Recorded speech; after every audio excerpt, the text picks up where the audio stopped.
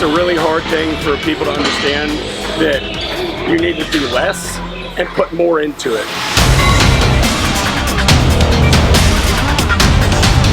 Come on.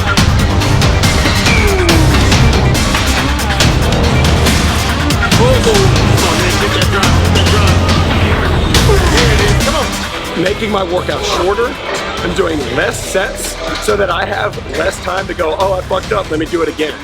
There's no backups here. There's a top set and that's it. Top set, back off, move on. There's no redo.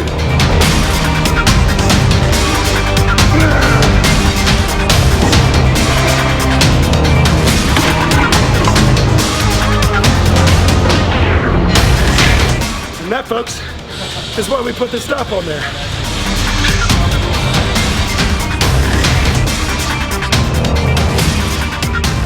What's going on, guys? Nick at Destination. I'm one of the newer trainers here.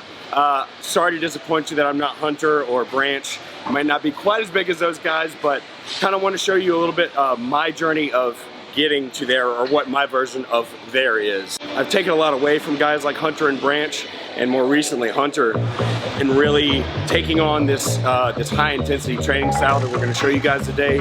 Kind of show you what I'm all about, how I train myself, and how I like to train my clients to build muscle, burn body fat, and just change that overall look and journey. I haven't always been bigger, like I haven't always had muscle. I was actually a pretty skinny kid. And when I got to college, I actually told my mom, like, I don't want to be this skinny kid anymore, and that's kind of where things started. I met a friend who got me in, he was powerlifting, and he was competing in that kind of thing, and it got me excited to try and do something more than just go to the gym. I decided to do a physique competition, and then once I finally got on that stage, it was like, all right, this is what I'm supposed to do. I changed my major from computer science to kinesiology, and then once I really started to dig deeper into the books of exercise, that's when I really started to fall in love with it. Started applying what I was learning in school to my personal bodybuilding, that kind of thing. Exercise science is my bachelor's, and then I have my NASM personal training certification. Also learned a lot in my last job at Equinox as a personal trainer there. I have a lot to thank them for. So it's kind of where I've gotten my credentials over the past few years. I'm a big fan of the bands for warming up legs. I don't like to foam roll. I'd rather use foam rollers for being at home. If I'm going to use a foam roller, I'm going to use it at home where I can put a lot of pressure into the muscle and actually make it release stuff. I don't want to just fuck around with one. So anytime I'm going to do anything in this position, I'm going to warm up my hips, warm up my glutes, because our glutes is what's supposed to help pull us out of that position, not our lower backs. And that's where a lot of lower back pain comes from people, especially with squats and things like that. If your glutes aren't working properly, it can cause a lot of pain, use a lot of power as well. So guys, especially, warm your glutes up, make them work, get them strong. It's not just for girls. Again, priming the glutes, getting them to do their main function. The added band helps me get my abductors as well. So the stuff that pushes my knees apart that way. I want to get all that stuff primed and ready so that I'm ready to go hit this hack squat. Anyone who follows the Destination page or anyone who works out here, you've seen this hack squat. You've seen this done by a million people. The thing that you've seen done wrong is the reverse band. Typically people are putting it under the headrest and wrapping it here. But when we do that, there's already tension at the very top. So you're already getting assistance at the top.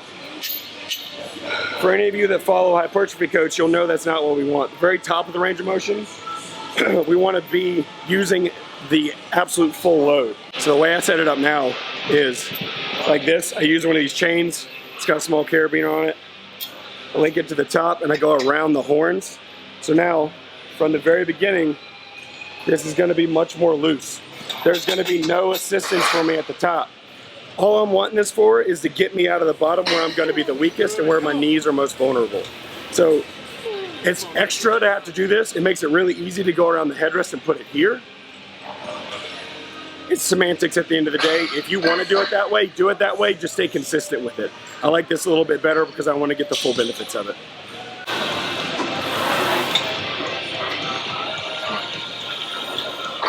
to get warmed up for this, our goal is to hit a top set where we're getting the absolute most weight we can possibly do. That was my first set. I skipped one. You know, I can't even feel it with that reverse band on there. It's a waste of time. So I went straight to 2, and I did sub-maximal reps for sub-maximal weight. I did like 15 or so there, and I was just trying to squeeze the muscle as much as possible. I want to get the movement pattern, I want to get blood flow to the muscle, and I want to prime my nervous system for the heavier weights. I think the logbook shows 630 for 11 last time.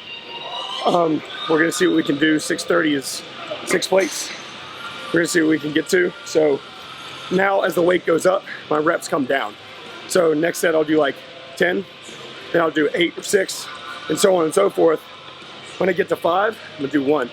I'll do 5 and a half, I'm gonna do 1. I'll do 6, see how it feels, I'm gonna do 1. And then I'm gonna go from there, because 6 is my last top set. I need to feel it. My nervous system needs to be ready for it. If I jump straight from this to 7 or 6, my body's not gonna be ready. So we're getting ourselves ready for that absolute top weight.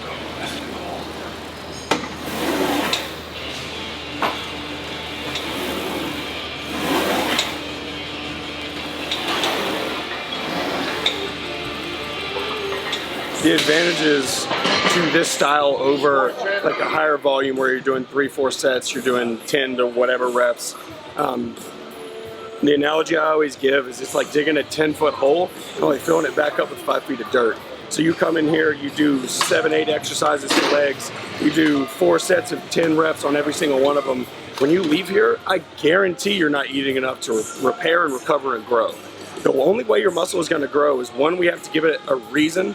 So we have to give it a novel stimulus that it's not used to, something it hasn't done before. And then it has to have an adaptation response as well. So it can't just recover, it has to adapt as well.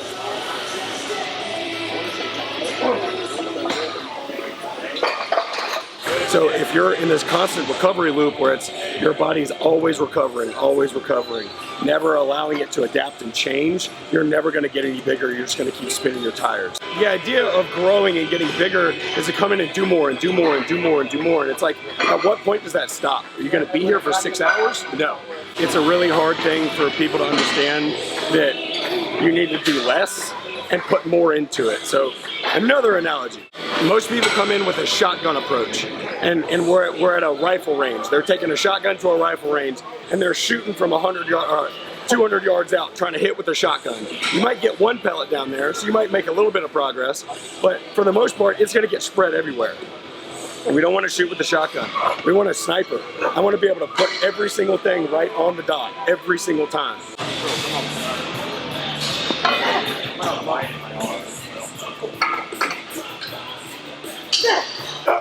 There you go, come on. Yeah. Oh yeah, yes sir, let's go, bang him out. Good, come on. Come on, Nick, keep that drive, keep that drive. There it is, come on. Yes sir, keep driving, breathe, come on. Up.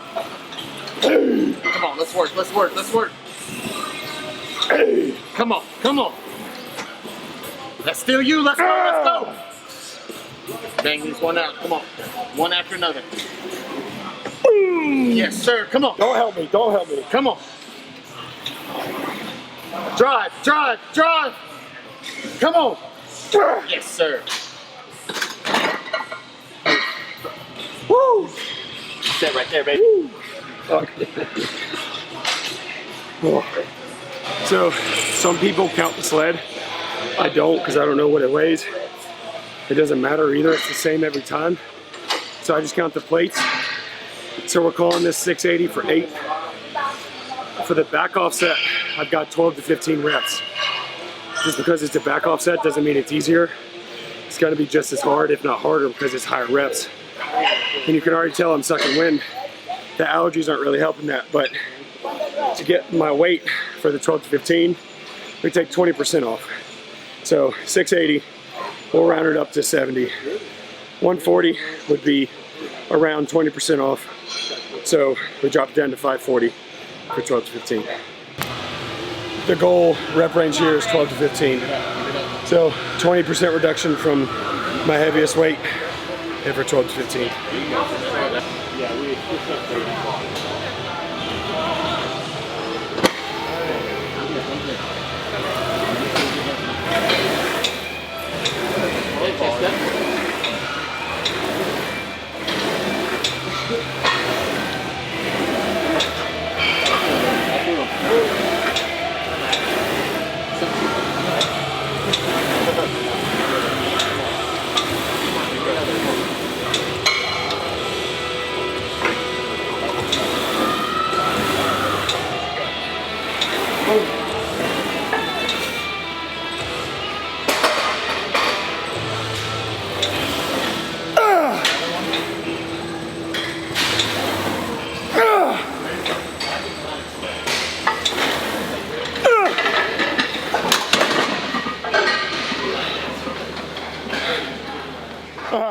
We've all seen the guy get on the leg press, put all the weight on here, and then half rep it. We're not gonna do that here. So I'm gonna show you guys how I set up on the leg press so that I can get my knees all the way down. One of my boys back home, knees to pits. So whenever I'm setting up, I'm gonna be low and close. To make sure I can get the full range of motion, get all the way down so that my adductors have to work to pull me out of the hole, I'm gonna angle my toes or my feet. So my feet are gonna point out and my knees are gonna open up the same direction so that my hips open up and my knees don't get stuck here. So that's as far down as I can get if I come straight. If I open up, I can get much further back. When we're coming down, big thing you wanna keep in mind is keeping your lower back on the pad. We don't wanna end up with our hips coming up off the pad.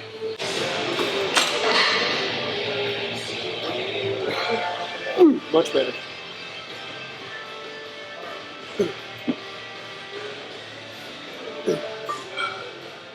So I'll probably do another 4 reps here. It's not so much about getting warm as it is just feeling the movement and getting the neurological connection, getting your nervous system ready for the heavy weight.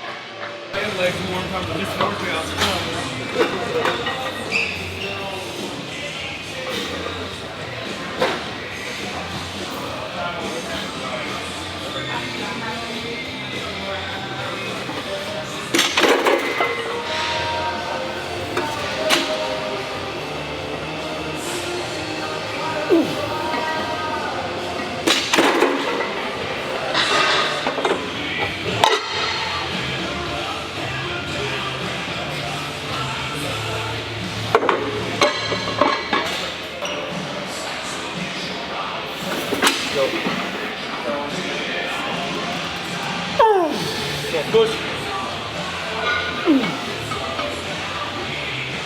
There you go.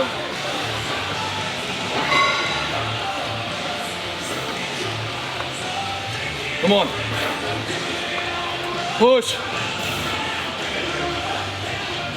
Ah! Come on. Come on. Ah! There you go.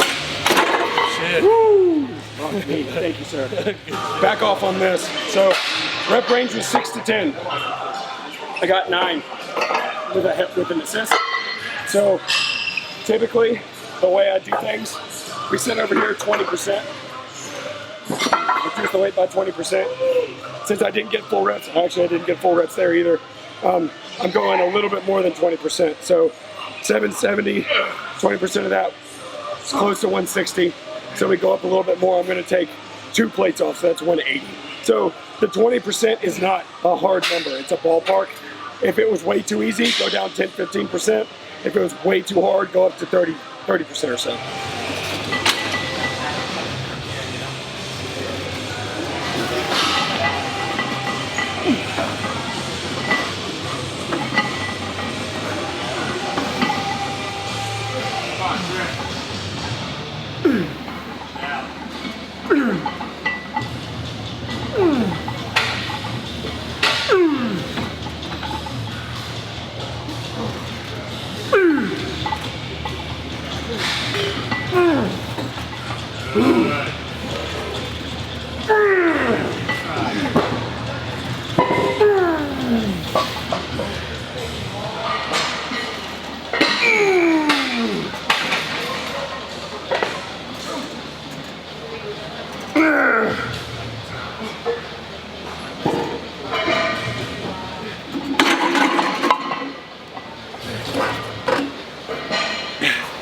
that, folks, is why we put the stop on there.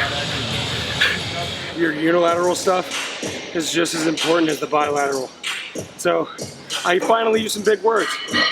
Bilateral, both feet, unilateral, 1 foot. I'm gonna do Bulgarian split squats, hold a dumbbell.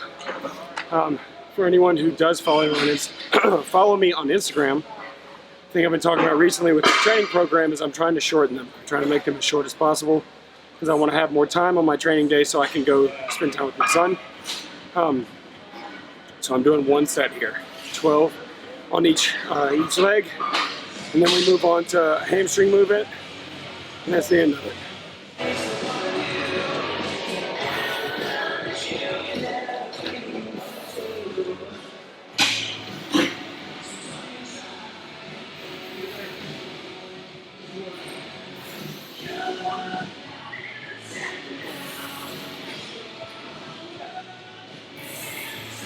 I don't need a lot of weight. I'm not that balanced. So if I go too heavy, I'm not gonna be able to stabilize. I'm not gonna be able to work the muscle. I'm just gonna be worried about falling over the whole time. And the back leg is being just as active as the front leg. I'm pushing my foot into the pad, making that back leg squeeze and contract. Press against the pad. This one should be, the back leg should be hurting too, not just the front.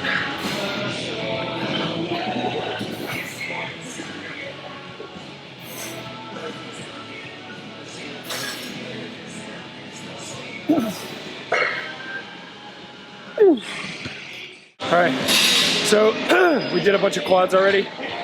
Finish off with some lying leg curls. Like I said, this is my quad dominant day. So I did 5 working sets on quads, 2 on hack, 2 on leg press, 1 on split squat. I'm gonna finish out with 2 sets of 15 to 20 on the lying leg curl, and then I'm done.